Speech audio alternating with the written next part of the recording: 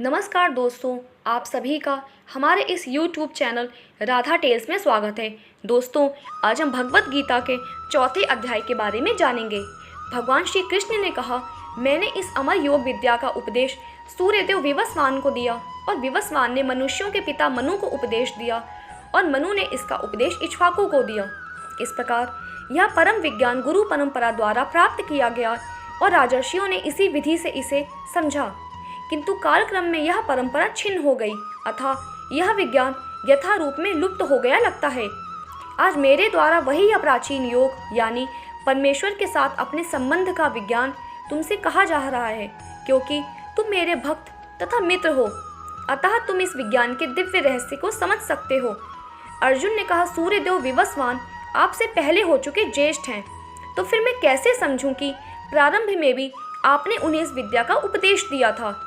श्री भगवान ने कहा, तुम्हारे तथा मेरे अनेकानेक जन्म हो चुके हैं, मुझे तो उन सब का स्मरण है, किंतु हे परंतप तुम्हें उनका स्मरण नहीं रह सकता है। यद्यपि मैं अजन्मा तथा अविनाशी हूँ और यद्यपि मैं समस्त जीवों का स्वामी हूँ, तो भी प्रत्येक युग में मैं अपने आदि दिव्य रूप में प्रकट होता हूँ। हे भरतवंशी, जब भी और जहाँ भी धर्म का पतन होता है और अधर्म की प्रधानता होने लगती है, तब तब मैं अवतार लेता हूँ। भक्तों का उद्धार करने, दुष्टों का विनाश करने तथा धर्म की फिर से स्थापना करने के लिए मैं हर युग में प्रकट होता हूँ। हे अर्जुन, जो मेरे आविर्भाव तथा कर्मों की दिव्य प्रकृति को जानता है, वह इस शरीर को छोड़ने पर इस भौतिक संसार में पुनः जन्म नहीं लेता, अपितु मेरे सनातन धाम को प्राप्त होता है। आसक्ति, भय तथा क्रोध से मुक्त होकर मुझ में पूर्णतया तन्मय होकर और मेरी शरण में आकर बहुत से व्यक्ति भूतकाल में मेरे ज्ञान से पवित्र हो चुके हैं। इस प्रकार से उन सभी ने मेरे प्रति दिव्य प्रेम को प्राप्त किया है। जिस भाव से सारे लोग मेरी शरण ग्रहण करते हैं, उसी के अनुरूप मैं उन्हें फल देता हूँ। हे पार्थ, प्रत्येक व्यक्ति सभी प्रकार से मेरे पथ का अनुगमन करता है।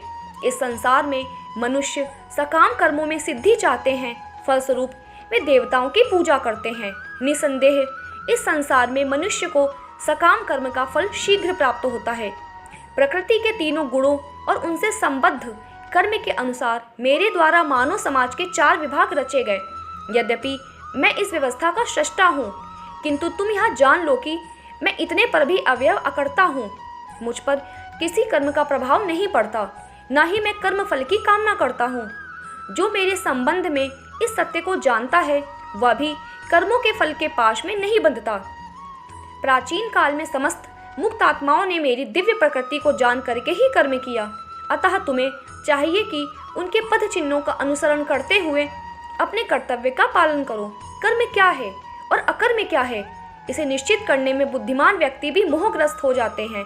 अतएव मैं तुमको बताऊंगा कि कर्म क्या है, जिसे जानकर तुम सारे अशुभ से मुक्त हो सकोगे। कर्म की बारीकियों को समझना अत्यंत कठिन है, अतः मनुष्य को चाहिए कि वह ठीक से जाने कि कर्म क्या है, विकर्म क्या है और अकर्म क्या है।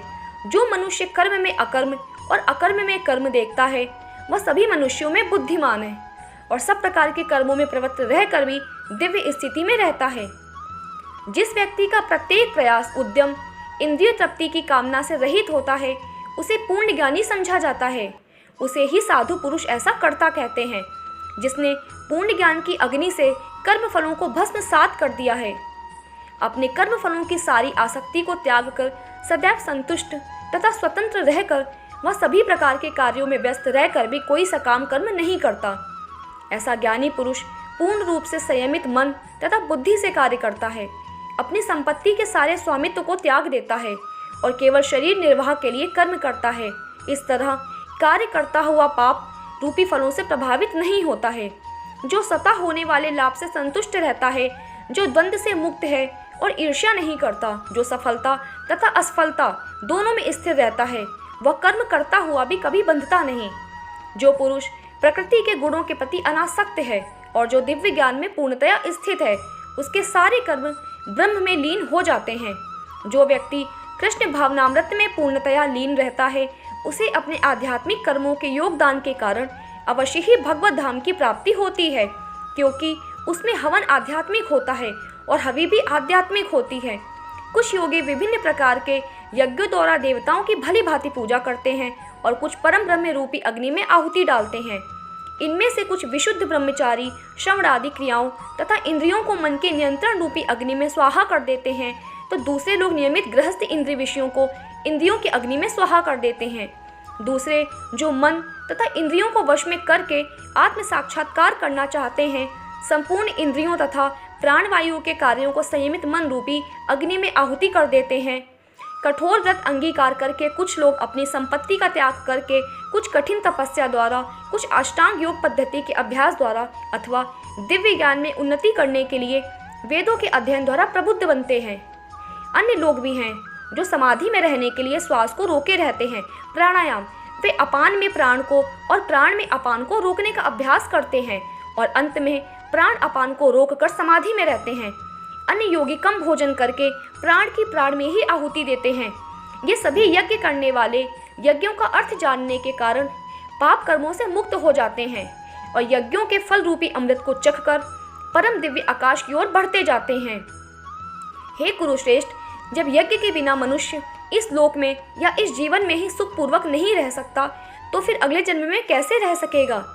ये विभिन्न प्रकार के यज्ञ वेद सम्मत हैं और ये सभी विभिन्न प्रकार के कर्मों से उत्पन्न हैं। इन्हें इस रूप में जानने पर तुम मुक्त हो जाओगे। हे परंतप, दिव्य यज्ञ से ज्ञान यज्ञ श्रेष्ठ है। हे पार्थ, अनंतो गत्वा सारे कर्म यज्ञों का अवसान दिव्य ज्ञान में होता है। तुम गुरु के पास जाकर सत्य को जानने का प्रयास करो, उनसे विनीत होकर जिज्ञासा करो और उनकी सेवा करो। स्वरूप सिद्ध व्यक्ति तुम्हें ज्ञान प्रदान कर सकते हैं, क्योंकि उन्होंने सत्य का दर्शन किया है। स्वरूप सिद्ध व्यक्ति से वास्तविक ज्ञान प्राप्त कर चुकने पर तुम पुनः कभी ऐसे मोह को प्राप्त नहीं होगे, क्योंकि इस ज्ञान के द्वारा तुम देख सकोगे कि सभी जीव परमात्मा के अंश स्वरूप हैं, अर्थात वे सब मेरे हैं। यदि तुम्हें समस्त पापियों में भी सर्वाधिक पापी समझा जाए, तो भी तुम दिव्य ज्ञान रूपी नाव में स्थित होकर दुख सागर को पार करने में समर्थ होगे। जैसे प्रज्वलित अग्नि ईंधन को भस्म कर देती है, उसी तरह हे अर्जुन, ज्ञान रूपी अग्नि भौतिक कर्मों के समस्त फलों को जला डालती है। इस संसार में दिव्य ज्ञान के समान कुछ भी उदात्त तथा शुद्ध नहीं है। ऐसा ज्ञान समस्त योग का परिपक्व फल है। जो व्यक्ति भक्ति में सिद्ध हो जाता है, वह यथा समय अपने अंतर में इस ज्ञान का आस्वादन करता है। जो श्रद्धालु दिव्य ज्ञान में समर्पित हैं और जिसने इंद्रियों को वश में कर लिया है, वह इस ज्ञान को प्राप्त करने का अधिकारी है और इसे प्राप्त करते ही वह तुरंत आध्यात्मिक शांति को प्राप्त होता है। किंतु जो अज्ञानी तथा श्रद्धाविहीन व्यक्ति शास्त्रों में संदेह करते हैं, वे भगवत अमृत को नहीं प्राप्त करते, अपितु नीचे गिर जाते हैं। संशय आत्मा के लिए न तो इस लोक में न ही परलोक में कोई सुख है। जो व्यक्ति अपने कर्म फलों का त्याग करते हुए भक्ति करता है और जिसके संशय दिव्य ज्ञान द्वारा विनष्ट हो चुके होते हैं, वही वास्तव में आत्मपरायण है। हे धनंजय, वह कर्मों के बंधन से नहीं बंधता।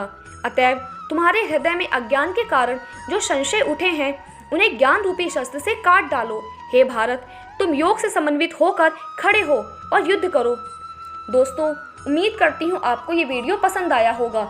अगर वीडियो पसंद आया है तो वीडियो को लाइक करिए, अपने दोस्तों के साथ शेयर करिए और चैनल पे नए हैं तो चैनल को सब्सक्राइब करिए। आप सभी का वीडियो के अंत तक बने रहने के लिए बहुत बहुत धन्यवाद।